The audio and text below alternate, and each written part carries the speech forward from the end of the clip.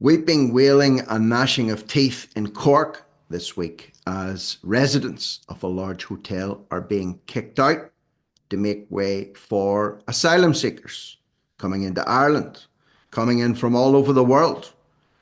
Well, who are the people being kicked out, you might wonder? Are they residents, people that have spent a lot of money, booked well in advance? No, they're Ukrainians that are being kicked out to make way for the new wave that are coming into Ireland. And this hotel in particular has been out of commission, out of bounds and off limits for tourists and Irish people since around about 2022. So let's get into the details of this. And when you see some of the figures that are involved, the numbers of people and the amounts of money that are actually being spent in this, it is eye-watering. And this is just one hotel of hundreds that are currently being taken over to provide these services. So let's get the details. So this is a report that was published yesterday, or actually it was late on Tuesday. Over 370 asylum seekers now accommodated in an East Cork hotel. 370. Look at that hotel. It is absolutely beautiful. Looks like it's set in a very, very beautiful place. And international protection applicants are availing of the services at the Irish taxpayers' expense. Some 374 asylum seekers, the majority female, have moved to the Ewell site in recent weeks. Earlier this year, Ukrainian residents of the Quality Hotel in Ewell were told they would have to vacate the location, with the hotel then set to be repurposed as an IPA-only accommodation centre. So, one lot out, another lot in. More than 370 IP applicants now being accommodated there despite the eviction of Ukrainian refugees from the same site having been paused. So there was a lot of kickback on this. A lot of Ukrainians had been moved in there. They'd settled in the hotel. I'm sure they had. Their kids were going to local schools. They were getting comfortable there, but now they've been moved on. There's new kids in town, so the old brigade have to move out. So the 374 asylum seekers have moved to the Ewell site in recent weeks.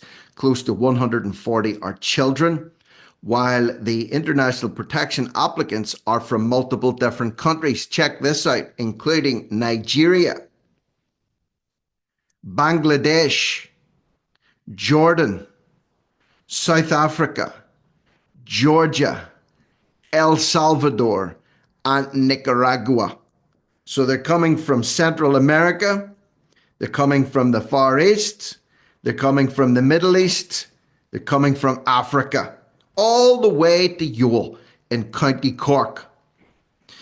When I was a lot younger, I used to enjoy touring around Ireland. Me and the wife used to like getting in the car and touring around Ireland, and we went away down to Cork. We stayed in a beautiful little place close by to Ewell, I think, called Kinsale, right down in the southern tip of Cork, southern tip of Ireland. Beautiful, such a beautiful, beautiful place. And you know, when we went, we were on a budget. We stayed in guest houses. We stayed in the best hotels we could afford. And I'm sure looking at the Quality Hotel East Cork, we might have looked at that in the past and went, you know what?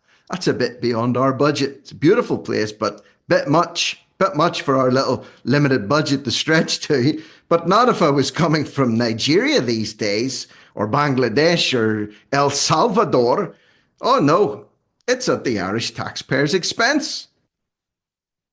At the current daily allowance rate for accommodating international protection applicants of €84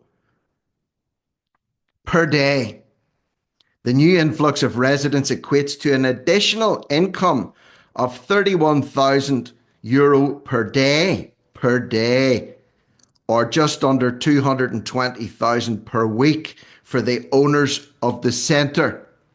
That's nearly €1,000,000 a month to put these people up in this particular hotel.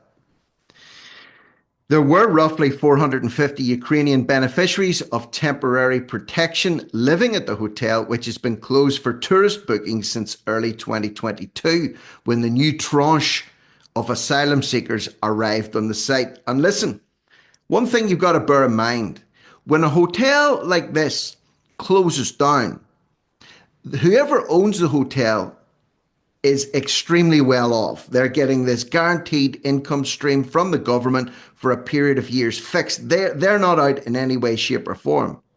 But the staff that can work in these hotels or centres, people that supply goods and services to a hotel like this, local suppliers, local delivery people, the local economy benefiting from tourists in the past that would actually come and spend money in the area. That all goes also.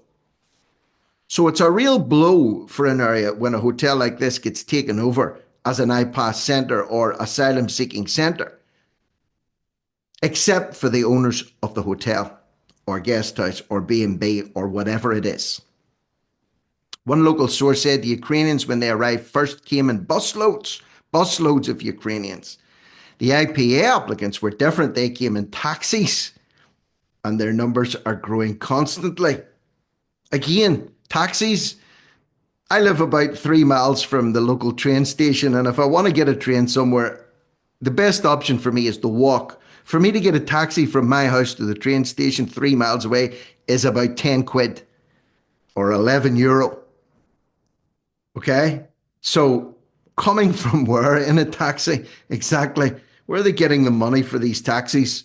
Unless, of course, that's being paid for by the Irish taxpayer also. Everything goes on the tab and you pay. Earlier this year, Ukrainian residents were told they would shortly have to vacate the location in order to be accommodated elsewhere, with the hotel then said to be repurposed as an IPA-only accommodation centre. The state budget for housing Ukrainian refugees has been slashed for this year by close to 60% from its 2023 figure, down from 1.1 billion 2 years ago. So they've slashed it down to a much more acceptable and manageable €500 million. But that's not an overall saving, because they're saving more on Ukrainian refugees. But now this hotel in particular is going to be making nearly €1 million a month, putting refugees in from, or asylum seekers in, or international, whatever you want to call them, from all over the world. The cost to house international protection applicants rose from €57 a day in 2022 to 84. So again, whoever's owning these centres, every year that goes by, they profit more and more and more. Before the change of use of hotel was put on hold, the department said a provider at the site had expressed an interest in providing accommodation for IPAS applicants following the end of the beneficiaries. A spokesperson for Department of Integration acknowledges that some Ukrainian contracted properties have been accommodating IPAS vacancies in their centres since 2024. So they even break it down into various categories, Ukrainian contracted properties, international protection applicants, different rates for different places, going up year on year. Very, very difficult to keep an actual eye on an overall figure. The amount of money that's going out, you have to lift little bits and pieces from all over the place and put them all together like a jigsaw puzzle, much like crime in Ireland. If you want to find out what's actually happening with the crime, you have to jigsaw it together. This is the case at the Quality Hotel in Ewell. A spokesperson said they declined to comment on whether or not the Quality Hotel's contract is to be renewed when it expires due to commercial sensitivities. Of course it's going to renew. I'll take an educated guess at that. Of course it's going to renew, because the 374 women and children and who knows who else that's going in there from all around the world, they're not going to be going anywhere soon. There's no houses to put them into, so they have to go into hotels that have been closed to the public and wrecking the tourist industry. They're not going anywhere.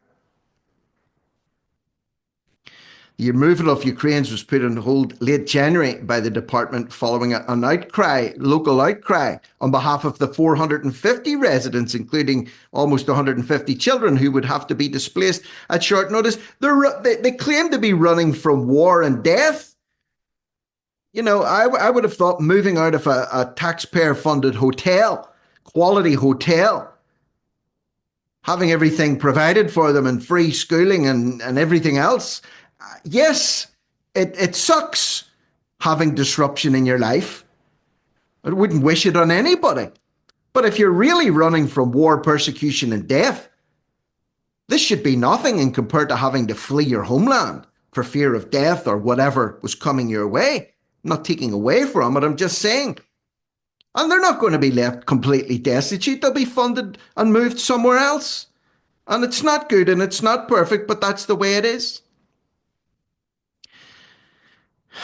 This is inhumane, said local school principal. Again, what about the Irish homeless people? What about the homeless people of Cork? Many homeless people would have been living in the Cork area over the last 10 years that could have very happily taken up residence in the Quality Hotel in Youghal. They were never accommodated or put up. There was no public outcry about that. No school principals talking about the inhumane treatment of the Indigenous Irish people. No. But if it's people coming from overseas, that's different. Meanwhile, last week, the Examiner reported the confusion around who owns the hotel. How can there be confusion? Surely the government knows who owns this hotel. Surely they know where their money's being paid to. Despite reports locally, the building had been acquired by new ownership in April 2022. Various sources and local representatives in the area have been unable to identify the current owners of the Quality Hotel. How can you not identify these owners? Surely there's a land registry of property certificate searches or legal documentation to say who owns the place. Or you wouldn't be paying money out to someone who you didn't know who it was. In these days, with the strictness of banks and companies paying money out, until you verify you say who you are and where you live where you live, you are who you are, you don't get anything. Official land registry record for the hotel notes the building was first acquired from the National Asset Management Agency in June 2015 by Swift Castle Limited, with no further change in ownership noted in the interim.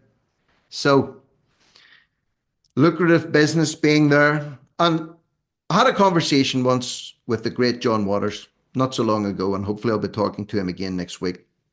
And he talked about the Ukraine conflict and about people fleeing from the conflict, you know, running from the country and coming to Ireland or Poland or France or Germany. And this is the way he put it.